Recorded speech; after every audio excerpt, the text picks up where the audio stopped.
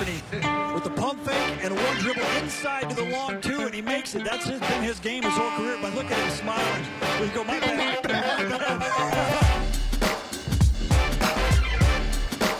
The long two.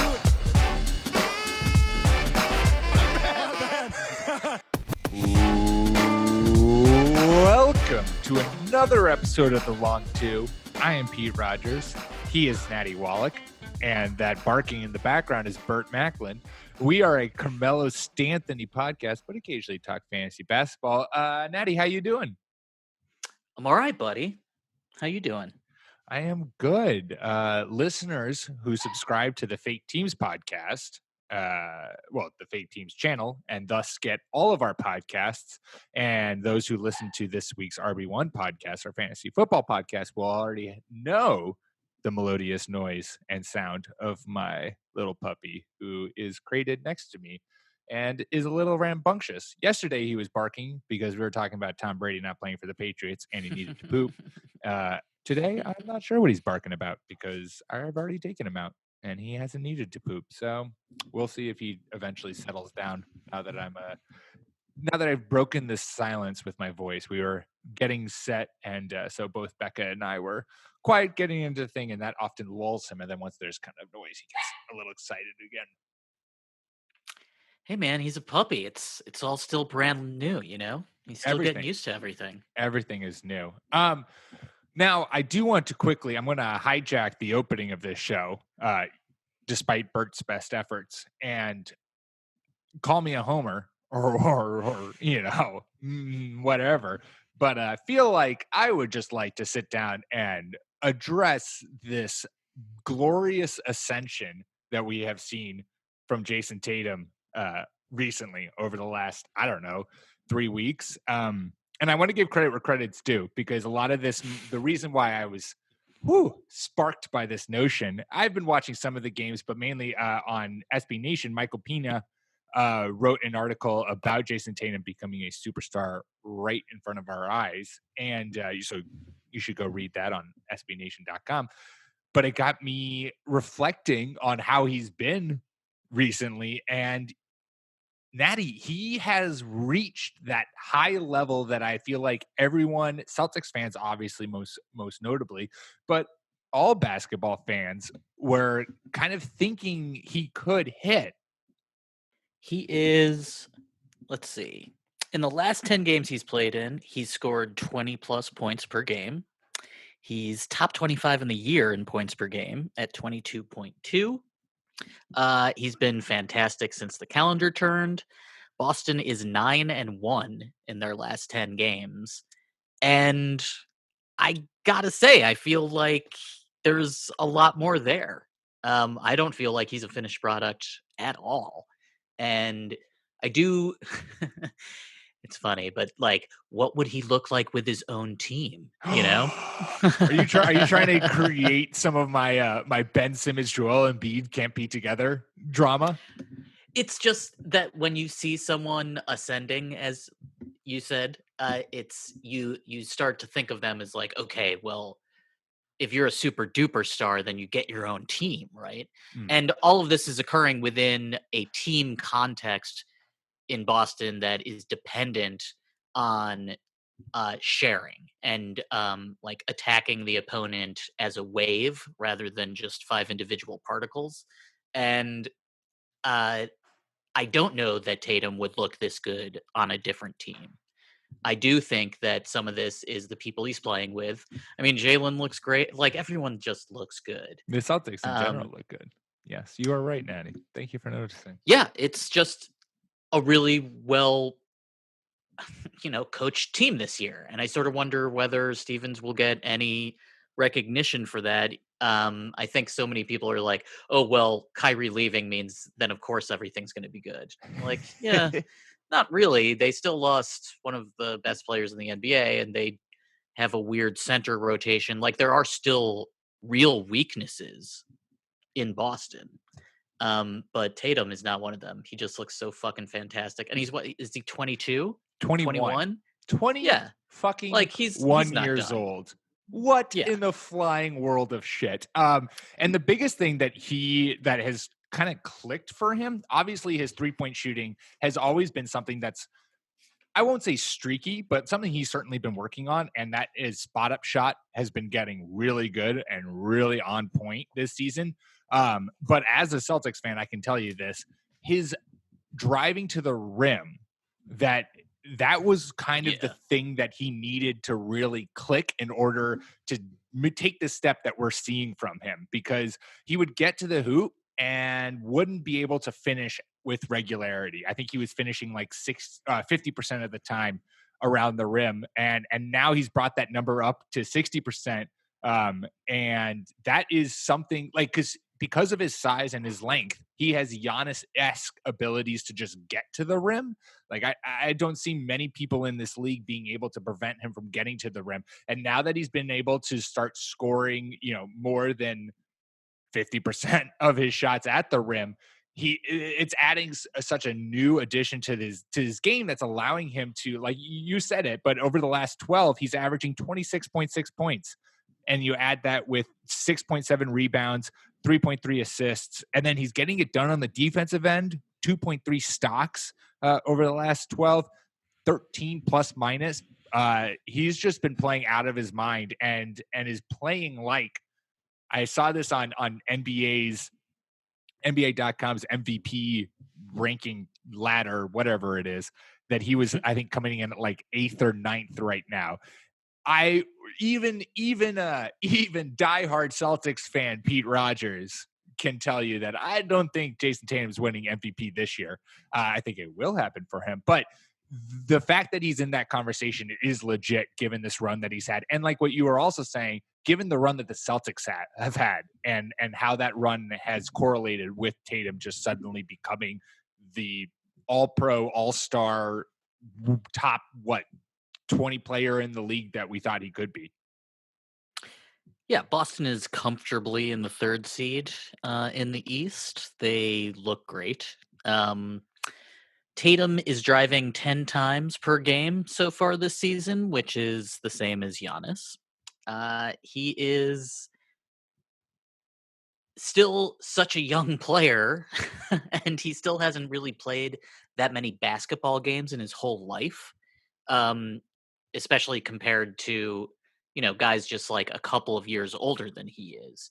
So I really do think that this is a sky-high trajectory, and you and I have said before that we consider him a guy that could be an MVP. Totally. Like we both feel that way about Brandon Ingram too. Like dudes that can just score. Like we both agree that eventually Tatum will be scoring at least 25 a game, right? Yeah. Yeah. I think it's safe to say that this run that we've seen him over the last 12 games, that within the next 1 to 2 years, that will be the norm for Tatum. That's a normal stat line for him. Boston just looks like they have all the potential in the world, and I am still a little skeptical of their playoff chances this year, especially because Toronto's on a 15-game win streak, and like dudes are still injured there. And a full strength Toronto, I think, would just be absolutely terrifying. Yeah. Yeah. The Bucks, they got Uncle Marv. I love that, man. I absolutely. I thought of you when that news broke, because I was just like, wow, this is beautiful. This is like the greatest moment in Natty's basketball life, is the fact that a man whom he has spoken lovingly about for, ever since you've joined Fake Teams, which is going on 3 years ago, roughly. Is that right? Yeah, I love him. He's always just like been in the wrong place at the wrong time. And now he's with the Bucks, with Giannis in that system. Like, will he do anything? Is he going to become a household name? Maybe not, but he's certainly going to be a very key role player for that team. And now has a chance at a championship. So good for you, Uncle Marv. Yeah.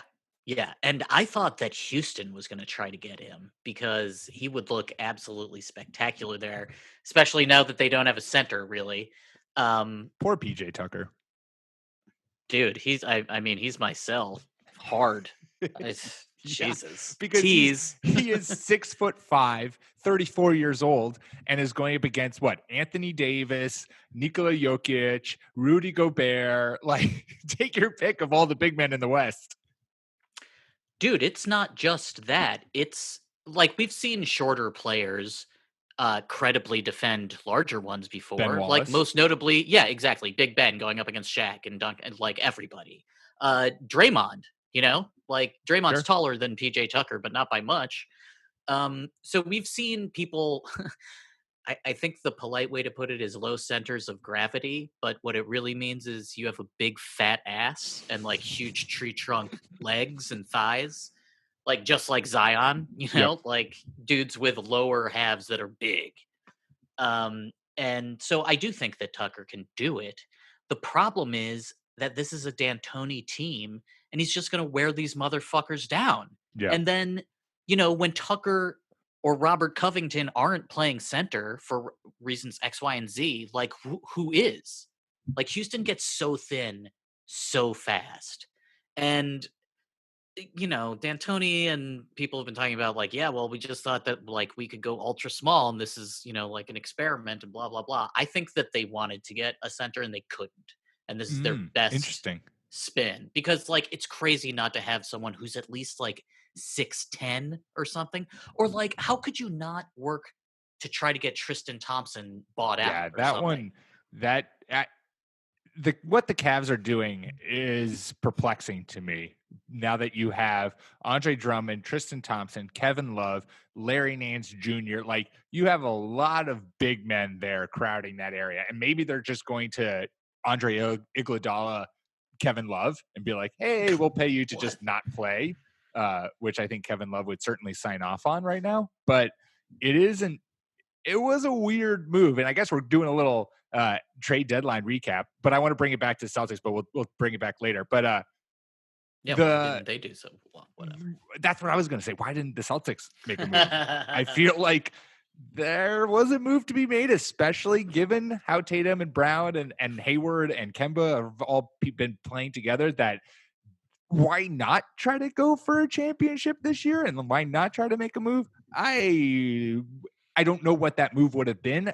I don't think it would have been Clint Capella. I would have very much enjoyed watching Clint Capella play here, but I don't know if that would have been the move that puts them over the top. But I did hear about there was the rumors from Washington that they wanted 2 firsts for David Bertans, which the Celtics have 3 firsts this year. So I feel like that could have been a move that was maybe made. And it probably was just the Wizards being like, we're going to put out an astronomically high price tag on David Bertans because we're definitely signing him again and we don't want to get rid of him.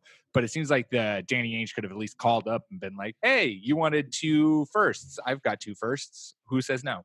I tend to think that the trade deadline proved us correct. This was a very difficult year to make trades. I think that a lot of teams did want to make trades, they just failed. They Yeah. couldn't find something that actually worked and that enough teams were interested in. Like there's like Detroit made that trade just because they don't want to have to pay Drummond. That's the only reason they made the trade. And that because they didn't get anything back. So it's like, okay, cool. I want to give you the platform here to address that trade because you, Pistons fan, I'm sure have lots of feelings on this trade because it it was not a win for Detroit. It wasn't really a win for anyone. I keep trying to write about it and I keep just getting like really pissed off, but from like both directions now. Yeah. The thing for the Pistons is, okay, fine.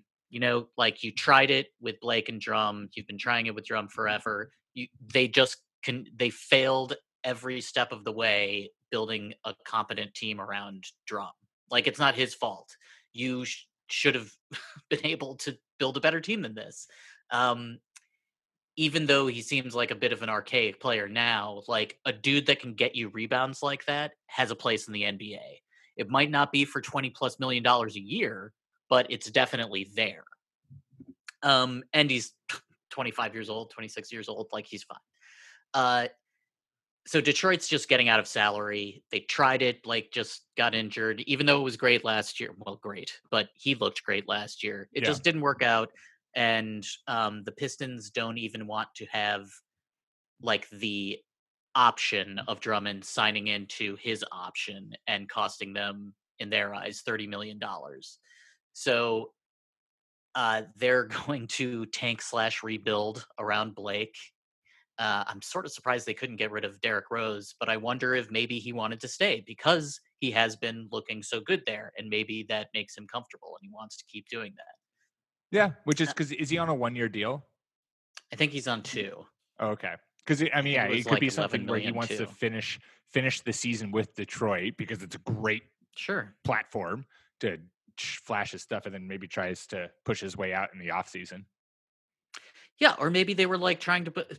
I mean, I think every team tries to make a trade at the deadline, not just the playoff teams. Yeah. So I'm sure that like 1,000 trillion phone calls were made and things just didn't work Wow. out. Do you have that number in front of you? Is that scientifically Well, backed up? yes, that's my doctor gas mask is on. Oh wait, I can't get one because everyone keeps buying these things and they don't fucking help you guys, okay? Like these are little particles, they're microscopic particles in the air.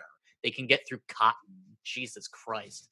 Anyway, um the thing that has upset me more since the trade happened, because I understand for Detroit, if they just decided, okay, this is done, we've had enough, we're getting rid of salary, Yeah. then fine. Yeah, that's what you did. Um, the the Cavaliers, it's like still don't have a fucking small forward, man.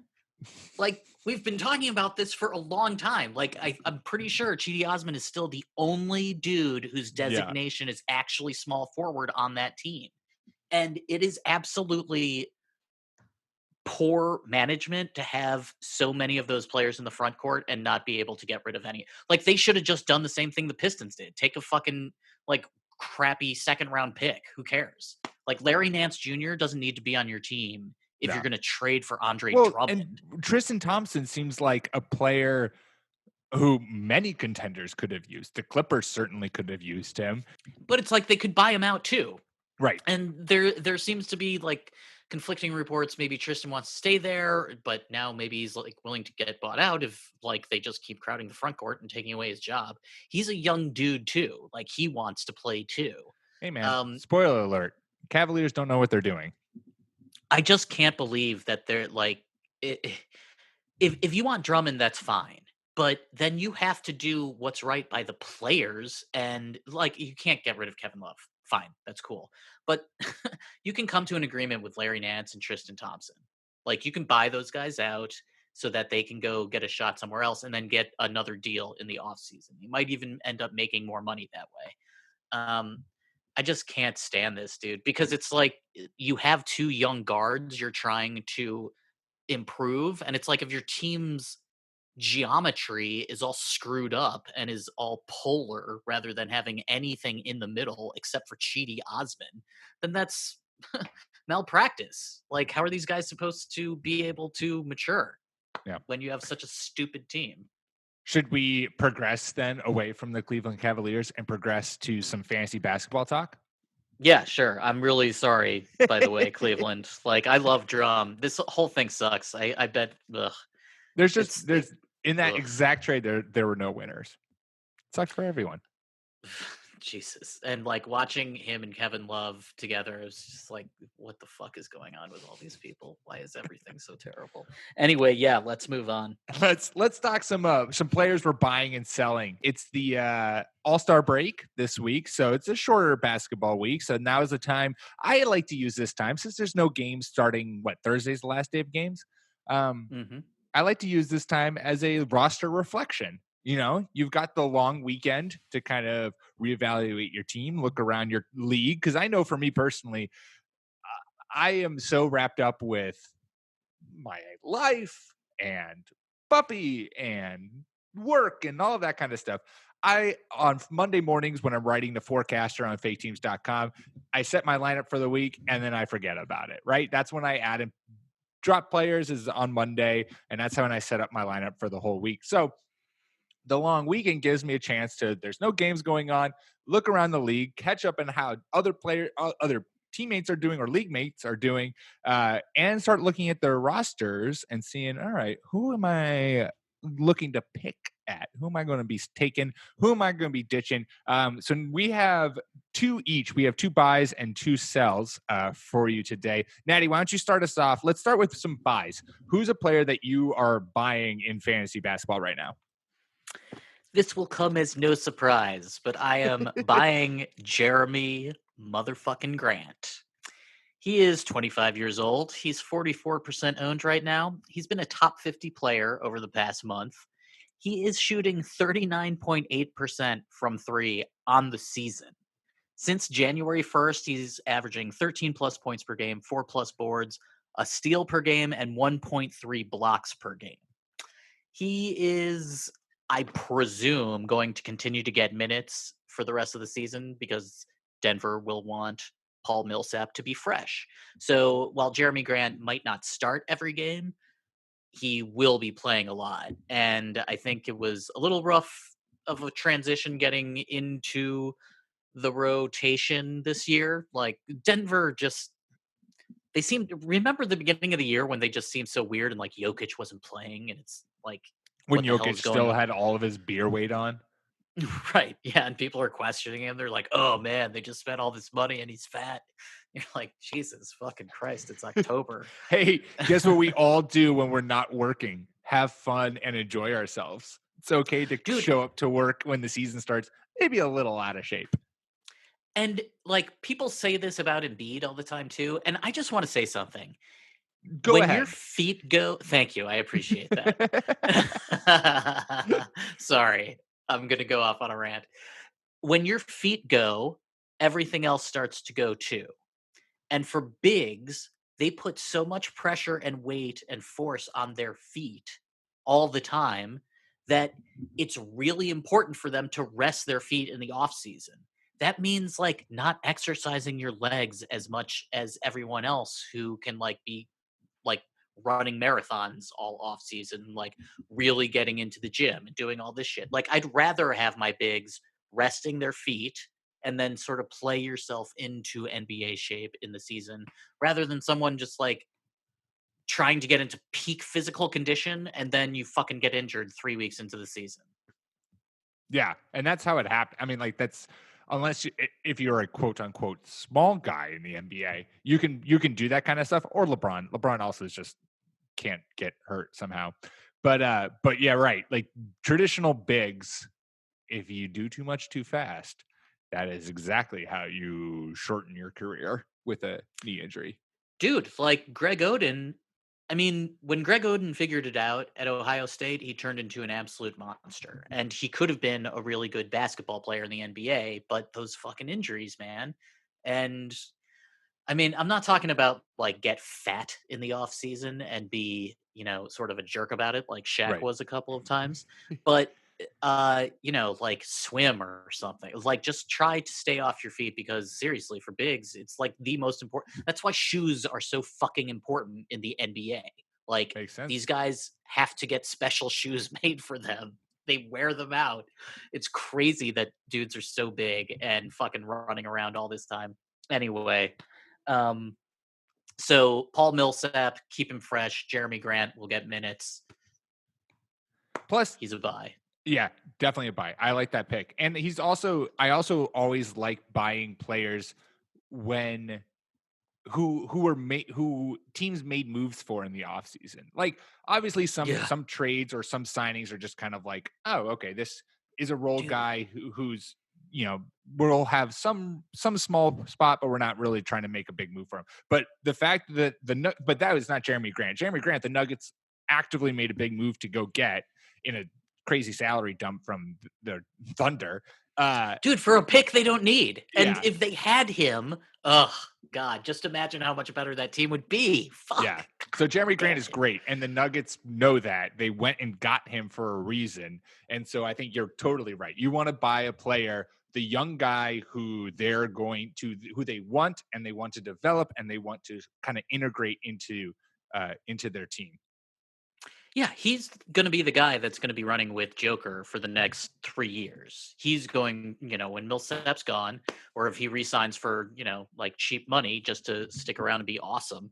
But Grant's 25, and he's a 3-and-D monster. And it seems like people like him where he's been on the teams he's been on. So I just think that he has a real sky high potential, and now he has an opportunity because the path forward for Denver is to try to keep cheaper assets like Jeremy Grant, because they're going to be, that team as a whole is going to be very expensive very quickly. Yeah.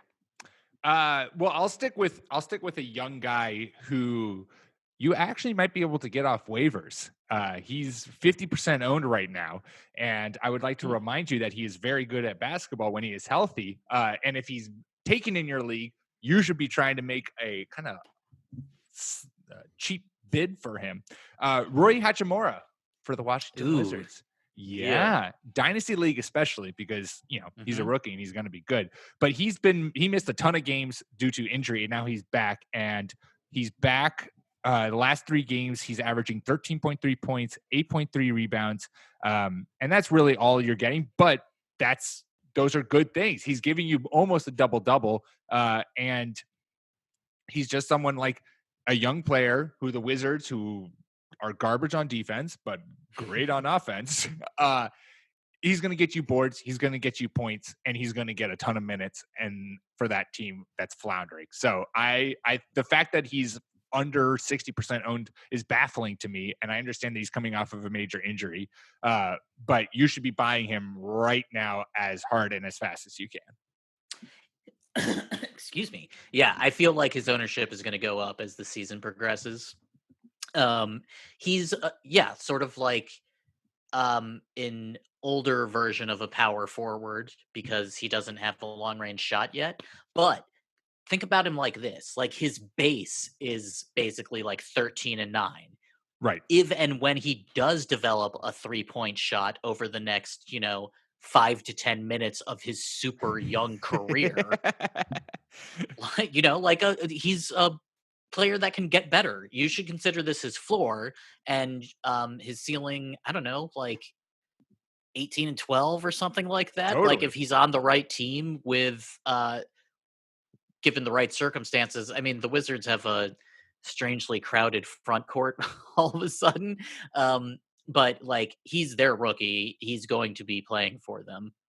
And for assets like when you're thinking about next year in dynasty leagues, he's the sort of guy you want because you can probably acquire him fairly cheaply, and you can be pretty certain that DC is going to want him to do well. So, I would assume he'd be in a better situation next year just in terms of like shot attempts. Yeah.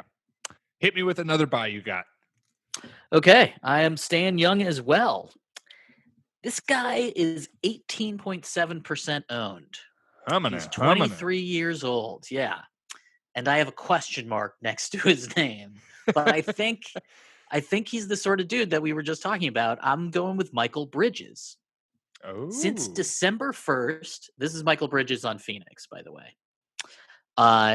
And yeah, no one knows who he is. He's under 20% owned. It's totally cool. Since December 1st, he's shooting 37.9% from 3 and 52% from the floor overall. He's back in the starting 5 now. He's very cheap to acquire. As I said, he's 18% owned. He's been a top 50 player over the past 30 days. And over the past month, he's only been getting 7 shots per game. If he keeps those ratios up, like I said, he's back in the starting 5, like his shot attempts will go up as well. So he's averaging, 9, 4, and 2 since January 1st with 1.6 steals per game and 0.9 blocks per game.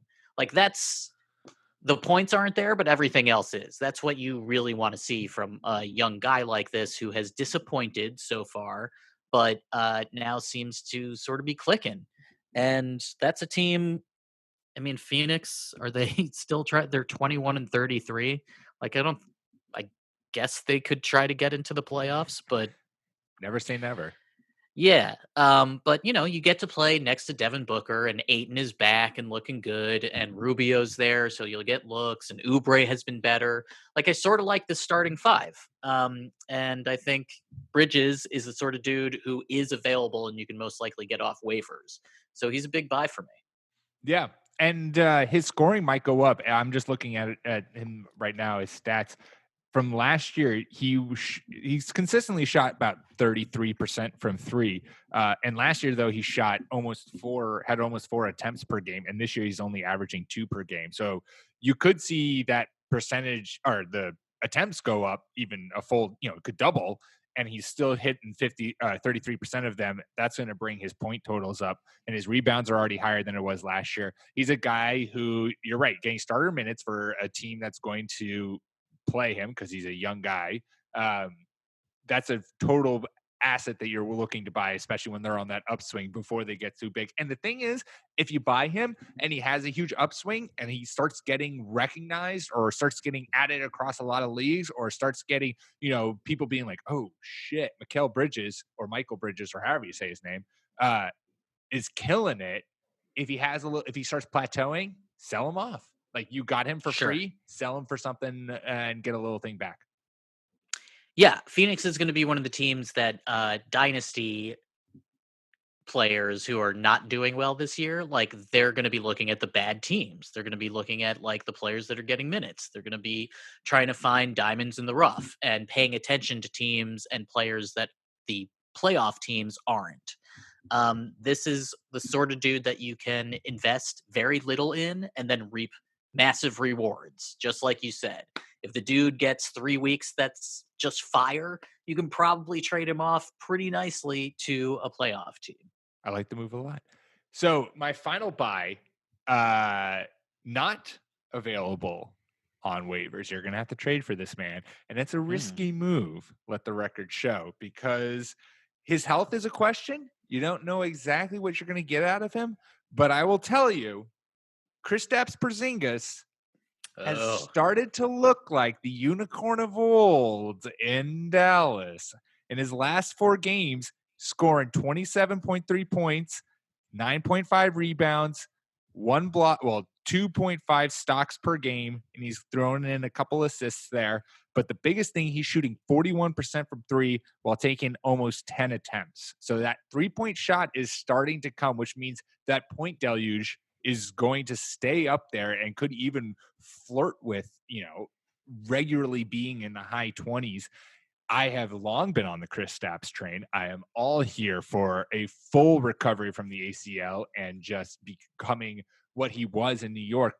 Will that happen? I don't know. But I think that he is someone who is right now, there's enough uncertainty about what he is consistently that you can still make a move for him. And if what we've seen over the last 4 or 5 games is now what we're going to get from him, that he's now gotten his legs back under him, he's feeling better, he's feeling healthy, his shot's starting to fall from deep, he could be the guy who wins you a championship because he just puts together a phenomenal second half of the season. Also, if he keeps this up, he will never be tradable ever again. Right. This could be your last chance in your Good whole point, Natty. life to be able to trade for him. Now, having said that, I felt that way when he was a fucking Knick, and then look what happened. So and boy, in retrospect, the Knicks did really, really well, didn't they? They don't have Kristaps Porzingis, and they traded Marcus Morris. It all worked out. Good job. Good job, Knicks. James Dolan, you are a true champion among friends. Dude, playing chess while everyone else is playing checkers. God bless you. Like, yes. Who needs unicorns anyway? They're mythical. They're not even real. Can't even put them on the not. court. Dude, I do sort of feel that way when I watch Dallas play, though. Like, I can't fucking believe that Kristaps Porzingis is a real human being. And then when Doncic is also playing, and you're like, but that kid's chubby. Like, what? And he has an arm tat, and you're like, that fucking 19-year-old. Oh my God. What the hell is he? And like, he plays happy, and then fucking Unicorn sometimes has that sneer, which I kind of love. Oh, this is why you're right. This is probably the only time in the season that you could trade for Kristaps, unless he doesn't, unless he gets injured or he is still considered a distressed asset because of the injury risk. Right. But all he has to do is finish out the season like pretty well, and you'll never be able to get him ever again. So if you want him, I Come would in, suggest claim trying him. to go get him. Yeah. Yeah. Because everybody he's has a couple of dudes on their team they don't need. He's exactly the guy who I like when I'm sitting this weekend casually sipping a adult beverage. I'm gonna be like, saucy Kristaps. What do I need to give up in order to get you onto my team? Should we move on to sells? Yeah, let's do it. Right. Wait, one more thing. Pick up any young Raptor. Like, they're all good. Every single one of them is fantastic. 15-game winning streak for Toronto. Like, OG Anunoby, I think, is shooting over 50% from the floor. Norm Powell, who's out injured, but he's been absolutely fantastic. Terrence Davis. This team is so fucking good. They're in the 2 seed. Like, they're the 3rd best team in the entire NBA. And they've had dudes out injured all year. Just absolutely magnificent. Fuck. Anyway, let's sell some dudes. But first, we are going to take a quick ad break. All right. Well, the first guy who I'm selling is someone who I don't think, at least when I look at his numbers, he hasn't been bad for you, but he hasn't been kind of what maybe I thought he was going to be this year, and especially recently, and that's Draymond Green. Draymond, I think a lot of us thought, and we talked about this on earlier shows, we thought that, all right, here is this Warriors team that is going to be without Steph, without Clay. This is now it's Draymond's team with a bunch of young guys, and let's see if Draymond can harness that 3-point shooting, ball handling, offensive, defensive, rebounding machine that he was in those early Warriors seasons. And while he's put together some games like that, he's certainly had his fair share of triple doubles and the occasional double this year. Recently, it hasn't been quite as good for him. And I think that he is someone who still has enough name recognition that there's someone in your league who hasn't been paying attention to the Warriors because they're trash. And so no one watches them. No one really cares about what they're doing. That I think you could still sell Draymond for a player that is, he's not a top 50 player in ESPN on their radar. And let me see if he's even a top 100 player, which means that there is plenty. He's not even top 100. Not even top 100 player radar. So there are plenty of players who I think name wise are less recognizable than Draymond, who you can maybe sell Draymond for and get back a better fantasy player. I agree with that. Especially if you're in a dynasty. I would say this as a dude that would think about buying Draymond from you. I would say to myself, if Steph Curry's really coming back, then that might light a fire under Draymond's ass. In which case, if I don't have to give up too much to get him, I might be getting a really good player back later on this season. And the second thing I think is Draymond might be reinvigorated next year when everybody's back and when the team, isn't a mash unit. And sure, yeah, this why is primarily not try to acquire something that I know can be his floor is high, his ceiling though is low. I think at this point. And if this is a dynasty league that you're talking about, then yeah, sure. I think if you're in a redraft league though, and you drafted Draymond with this idea that, all right, he is going to be averaging a double either in rebounds, points, or assists and points. He is going to be old school Draymond. He is going to be running the show on this team. I totally thought that, right, for sure. I think it's now you sell him because we've seen enough to know that you're going to get some games like that. You're not going to get reliably that. And there are plenty of players out there who will give you more, give your fantasy team more that I think you could make the trade for without too much complex. And I gotta say, I'm a little surprised that the team is so shitty that I keep thinking, well, maybe they'll just shut him down. Right. That he's still playing, still averaging like 30 minutes. So yeah, it's I thought that he was going to take this opportunity and be like, this is Draymond's team. Just sort of see it as a challenge for himself. Like, I'm going to show everybody. And that just did not happen. Yeah. 8.3 points, 6.4 boards, 6.2 assists while shooting 28% from three. And like, at least now that they traded DAR, like, we don't have to watch Draymond like get so fucking furious during a game when Russell like just missed something. Except like, Wiggins is going to make some boneheaded plays sometimes too, but he's a much, much, much better defender I than know, but DAR I'm was. actually very excited for the Andrew Wiggins reclamation project in Golden State. Sure. I'm very Yeah, why excited. not? Like, he's still young too. Super Shit. young. Yeah. All right, give us a sell. Okay, I am going to sell a guy that I do like and I do think is good, but I just don't think that his value will ever be higher than this, really. Furkan Korkmaz, who is very popular these days.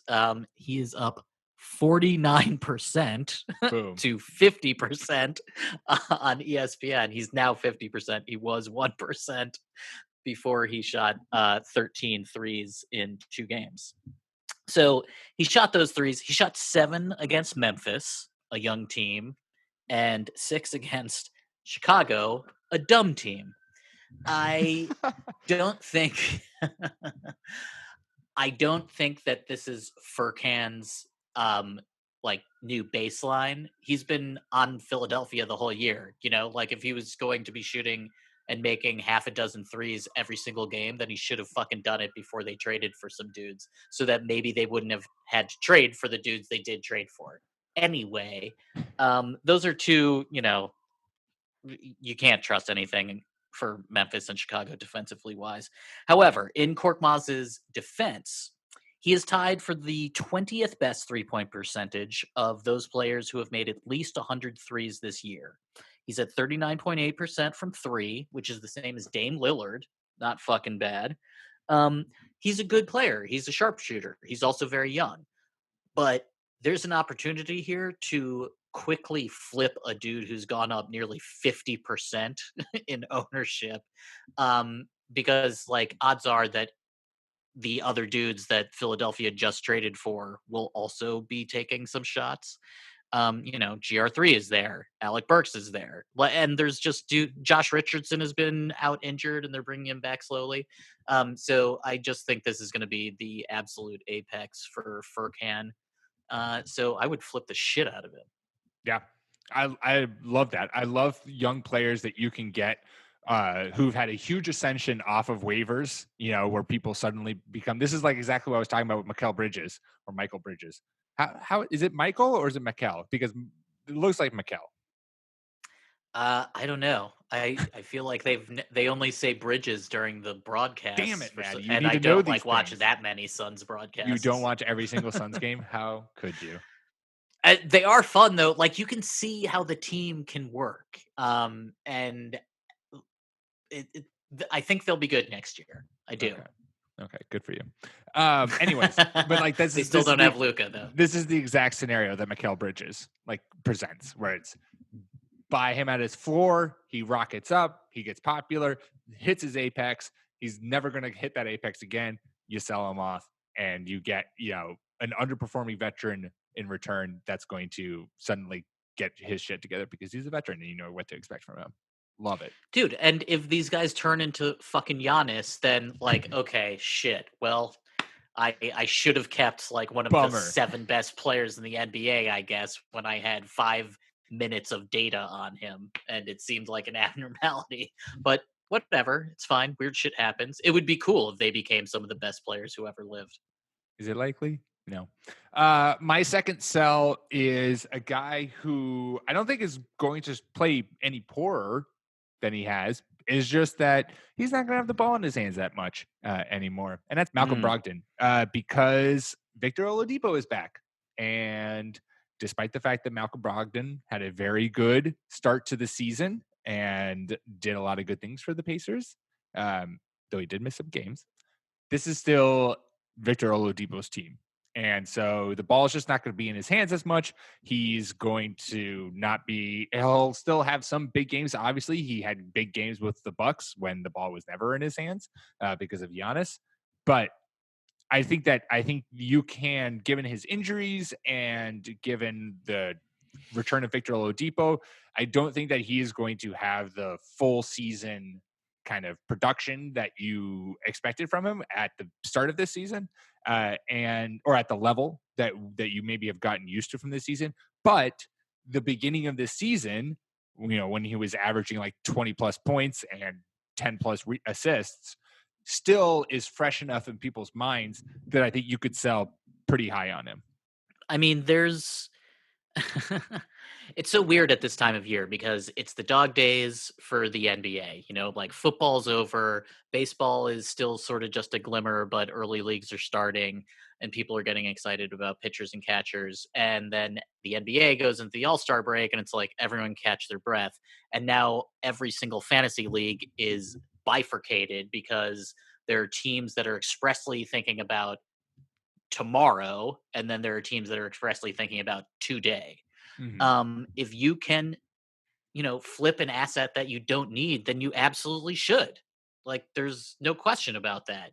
And players that you don't really, players that didn't cost you anything to acquire, you should, if you can get like double their value, especially if you like the player coming back to you more or the pick coming back to you more, then absolutely do that. Like, you can't get too attached to being like, I was the first one to pick him up. It was my good idea. Like, you should try to capitalize on your good decision making and try to get something real tangible out of it. There's over the next few, like 3 weeks, once we get out of the All-Star break, we're going to see a lot of teams start changing their rosters. And we're going to see players. I do think we'll see more buyouts. So it's like you should try to take advantage of it right now. Like people are excited right now, and they're going to start looking at teams, like you said, at rosters right now. And once everything clarifies in a couple of weeks, a lot of that opportunity will be gone. Yep. What's your final sell? Who you got? Or who are you getting rid of? You don't even got this. I mean, like I said this earlier, so I'll just stick with it. PJ Tucker is a big sell for me. Yeah. I just don't think that he's going to be able to stay out on the floor as much. Like, okay, Harden and Tucker are 6th and 7th in total minutes played this year. Like, and now you're going to put him at center and you're going to be asking him not to foul out, by the way. And I just, I don't know, man. I really have a bad feeling about this. And it's, he's 47% owned. He's never been able to score a lot on this team. He hasn't needed to. And I do think that he'll get some like nice, clean, easy shots, but I would be selling on this. I just don't know how it's going to look. Like in the 3 games they've played with him at center, one was really good, one was terrible, and one was in between. So, take that for what it's worth. If you can get someone young and good for Tucker, because Tucker can still give a team value, he's a valuable fantasy player. I just have such a terrible feeling about that. I like this. To me, the fact that they didn't really get a center, and I think Tyson Chandler is maybe still on their team, but like that he is okay. So like it's not all the way, but like he's when was the last time you saw him play? Like the fact that that they couldn't get even a cheap like Willie Cauley-Stein, that was such a good move, and you would think that Houston could do something like this. So I do think they're all in. I'd like to say that D'Antoni sort of maybe has one foot out the door because of his contract status. So it's like, why not fucking throw everything I possibly can at this to go out my way? Maybe Daryl Morey feels the same way. Like if Houston doesn't do well, then the owner will be able to say like, oh yeah, well, my front office and coach didn't want us to get a real center, and we should have. So now I fired both of them, and I'm blowing up the team. I don't think that will happen, but I can just see so many different ways that this goes wrong. Like if any one of the starters on Houston, including Robert Covington, who has been injured before, like the team gets so fucking thin so fast in the front court. It's really terrifying. And these guys are going to get the shit kicked out of them when they go up against offensive-minded centers. Like Gobert only took 6 shots against Houston in the first game with PJ Tucker. It just this whole move is just doesn't seem smart in the West, where there's a I lot can of see big, strong like bigs. the temptation to try it because I do think that what this does offensively is it opens things up for Russell Westbrook. And so great, Sure. fine. But like that's always been the problem with Russell Westbrook's teams, which is just 2 at this point, OKC and Houston, is that you try so much to accommodate him that the rest of the team sort of becomes obviously less significant. You know, like if you're going to not play with a center, with a dude who's like at least 6'10, because Westbrook needs open lanes because he can't hit threes, then that's like your problem isn't the center. Your problem is that you have a player that you can't have a real team around. In Houston's defense, neither Harden and Westbrook seem to be on off. Like when one's doing well, the other one isn't really. So if they really start to click and synchronize, then I'm sure that they'll be great. Houston's still dangerous, and they will hopefully still get someone tall. It's just like this is a lot to ask. Like Gobert is not an offensive-minded center. He's not someone like Joker. You know, like there are bigs that are going to try to beat the living shit down on the block. Like so, the whole Lakers. Yeah. Like, yeah. How is PJ Tucker going to fare against Anthony Davis or LeBron or Dwight or any of their bigs that they're going to throw? Dude, how about a Hassan Whiteside? You know, like even sort of like lower tier guys. Like, let's look at not even the top teams in the West. Let's look at the middle teams of the West. I understand that you can look back at like the Warriors small ball run and be like, yes, that is what made them so special. And they were able to just run teams off the court because of it. But that centered around Draymond Green, who was able to body up big ass centers and then outrun them on the offensive side.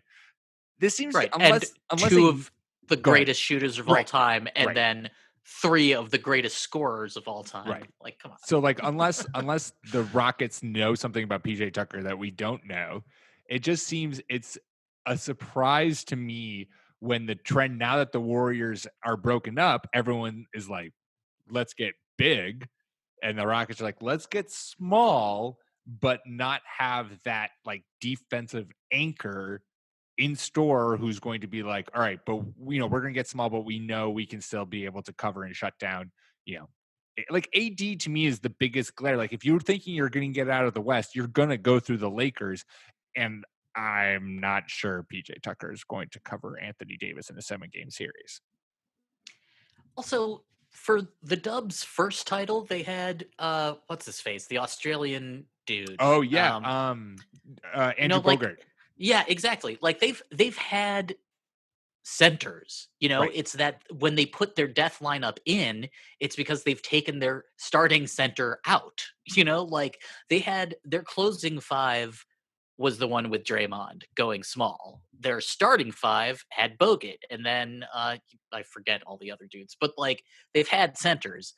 If Tyson Chandler is still there and can still be a defensive player and doesn't need to shoot, then great, fine, cool, that's great. I just feel like when I saw PJ Tucker down on the floor the other night on the court and, just like needed to take a second to take a breath, I was just like, man, I've seen this Mike D'Antoni fucking movie before. Yeah. Like this is the Knicks. This is Stoudemire. This is running the Suns into the ground. This is like, I have seen D'Antoni just sort of fall in love with starting his 5 dudes and not letting them leave. And now that you have put yourself in or now that you find yourself in this position, I don't know if they put themselves into it. I think you have to be really fucking careful. Like if PJ Tucker or Robert Covington get hurt, what happens? What do you do? You're screwed. Which is like, just and maybe it works, and we should wrap up the show. But like maybe this works for them. You look back on it, Daryl Morey's a genius. It all worked out. Yeah. But also you can look back on it, and when it fails, you're like, somehow the Rockets wasted like yet another just incredible season from one of the best scorers in NBA history. And like we should say, Houston's 33-20. They're a really good team. Yep.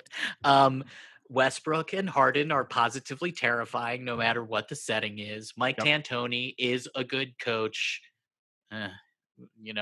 Question mark. I don't like him, but he's considered a good could coach. Never guess why. He doesn't call plays. Whatever. Houston's still dangerous, and it's really probably going to come down to where they are in the bracket in the playoffs that matters, unless they can get some weird buyout. But it's like if they go up against the Lakers, that's going to be a real fucking problem, as you said. If they go up against, I don't know, like OKC could be tough for them with Steven Adams. Yeah, like there are some teams. I still think that Utah. I don't know. The Clippers, though, it's just there's so many big dudes in the West. Even in teams like we said, Hassan Whiteside and Portland's in the 9th seed. They still want to go in. San Antonio is big dudes. When Houston plays the Pelicans, that's going to be amazing to watch. Especially in the playoffs. Pelican playoff team still alive. Yeah, they're 5 games back of Memphis. And I think Zion has like one of the best true shooting percentages since he started playing or something. He's amazing. I love that team already. Like two of my favorite players are on that team, Brandon Ingram and Zion. And JJ's there. Come on. Yeah. Anyway, good luck to Houston. I hope it does work out because it would be awesome to watch PJ just fucking dominate. Sure. But I would be selling him. Yeah. I could not agree with you more. All right. Well, there you go. Players to buy and sell. Little Jayson Tatum love. And you know what, Natty? Because we're pros, we worked in some NBA trade recap without even planning it. Oh, yeah. You said you wanted to say one more thing about Boston with the trade deadline. What was it? Oh, no. I was just saying, why didn't they make a move for a center? Oh, okay. Why didn't Danny Ainge just put all of his cojones in the pot and be like, look, we can make a championship run. Let's go get a true difference maker. Maybe they don't think they need to, but like a Davis Bertans would have been real nice. Clint Capella could have been nice. That one I'm less sure on. A shooter like Davis Bertans off the bench who gives you instant offense would be quite glorious. But you know what, Natty? I've resolved myself to it being okay. You know why? You guys are still good? No, we're going to sign Isaiah Thomas. And Isaiah Thomas is going to be that spark plug off the bench. And we're going to go to... Yeah, I forgot about that. Championship. I mean, you guys left things so bad with IT. I have no idea. I have no idea if that would actually happen. I really hope he gets picked up by someone, though. Yeah, come on. I love you, IT. Like out of the playoff teams, who would make the most sense?